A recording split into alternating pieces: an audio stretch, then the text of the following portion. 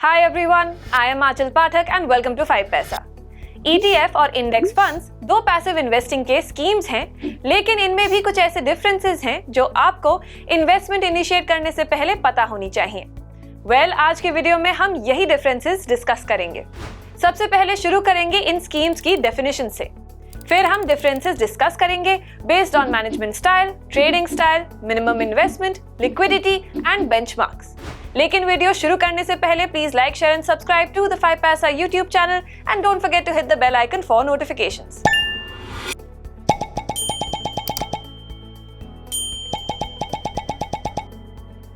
सबसे पहले समझते हैं कि आखिर ETFs और इंडेक्स फंड्स होते क्या हैं। एक ETF यानी कि exchange traded fund mutual funds की तरह एक फंड्स का पूल होता है, लेकिन ये एक्सचेंज पे स्टॉक्स की तरह डायरेक्टली ट्रेड किया जाता है। अब बात करें इंडेक्स फंड्स की, तो ये ऐसे म्यूचुअल फंड्स होते हैं जो NSE निफ्टी और BSE सेंसेक्स जैसे एक्सचेंजेस को इमिटेट करते हैं। जब आप म्यूचुअल फंड्स में पैसा लगाते हैं तो आपके पैसे के गार्डियन होते हैं एक्टिव फंड मैनेजर्स, जबकि इंडेक्स फंड और एक्सचेंज ट्रेडेड फंड्स के गार्डियन पैसिव फंड मैनेजर्स होते हैं। चलिए अब डिस्कस करते हैं इंडेक्स फंड्स और ETFs के मैनेजमेंट स्टाइल के बारे में। इंडेक्स फंड्स का मैनेजमेंट 100% पैसिव होता है, लेकिन ETF पैसिवली और एक्टिवली दोनों तरह से मैनेज किए जा सकते हैं। फॉर एग्जाम्पल, किसी ETF का पूरा फोकस नई साइंटिफिक खोज पर हो सकता है, जो कि internet, green technology, DNA technology या आर्टिफिशियल इंटेलिजेंस के सेक्टर्स में नई खोज कर रही कंपनीज में इन्वेस्ट करता हो। आज US में करीब 20% ETFs एक्टिवली मैनेज्ड हैं। तो ETF और इंडेक्स फंड का पहला अंतर है कि इंडेक्स फंड सिर्फ पैसिव हो सकते हैं, जबकि ETF पैसिव और एक्टिव दोनों हो सकते हैं। इंडेक्स फंड्स और ETF के ट्रेडिंग स्टाइल में भी डिफरेंस है।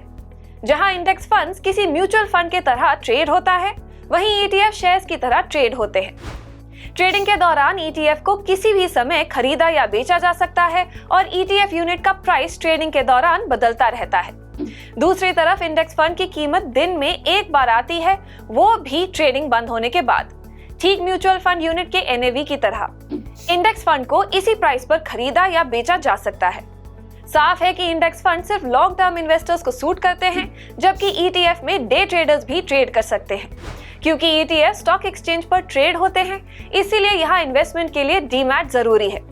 दूसरी तरफ आप इंडेक्स फंड में बिना डीमैट अकाउंट के भी पैसा लगा सकते हैं। मिनिमम इन्वेस्टमेंट के मामले में भी इंडेक्स फंड और ETF में डिफरेंस है। ETF में निवेश के लिए आपको यूनिट्स खरीदनी पड़ती हैं। आप ETF की एक यूनिट भी खरीद सकते हैं। अगर किसी ETF की यूनिट 50 रुपीज की है, तो आप ETF इन्वेस्टमेंट का सफर सिर्फ 50 रुपीज में शुरू कर सकते हैं।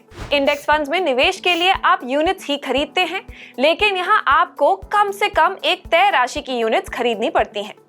कुछ फंड्स में आपको कम से कम 100 रुपीज की यूनिट्स खरीदनी पड़ती हैं, जबकि अधिकतर फंड्स में ये राशि 500 रुपीज की है।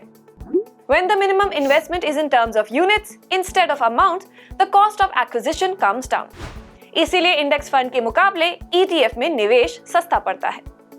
अब देखते हैं कि इंडेक्स फंड और ETF में से कौन आपसे कम फी लेता है, यानी किसका एक्सपेंस रेशियो कम होता है। आमतौर पर आपको ETF सस्ता पड़ता है, यानी इंडेक्स फंड का एक्सपेंस रेशियो ज्यादा होता है। दूसरी तरफ ETF में निवेश पर आपको 2 एक्स्ट्रा खर्चे होते हैं। एक तो आपको कमीशन देना पड़ता है और दूसरा होता है बिड आस्क स्प्रेड, जो पहले से ही ETF की यूनिट प्राइस में जुड़ी होती है। अब इस सेगमेंट में इंडेक्स फंड्स और ETFs को लिक्विडिटी के नजरिए से देखते हैं। जब आप इंडेक्स फंड में निवेश करते हैं तो फंड आपके पैसे को AUM में जोड़ देता है और उस पैसे के बराबर आपको यूनिट्स अलॉट कर देता है।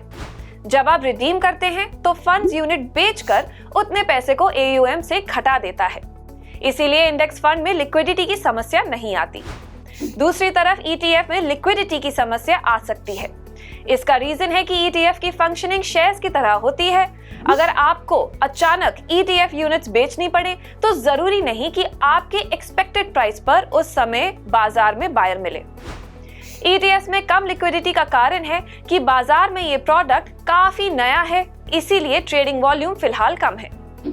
ETF और इंडेक्स फंड दोनों का ही बेंचमार्क होता है, जिसके बदलाव के अनुसार ही दोनों प्रोडक्ट्स रिटर्न्स देते हैं। तो सवाल है कि दोनों में से कौन अपने बेंचमार्क को ज्यादा क्लोजली फॉलो करता है। यानी किस में ट्रैकिंग एरर कम होता है। ETF का ट्रैकिंग एरर इंडेक्स फंड से कम होता है।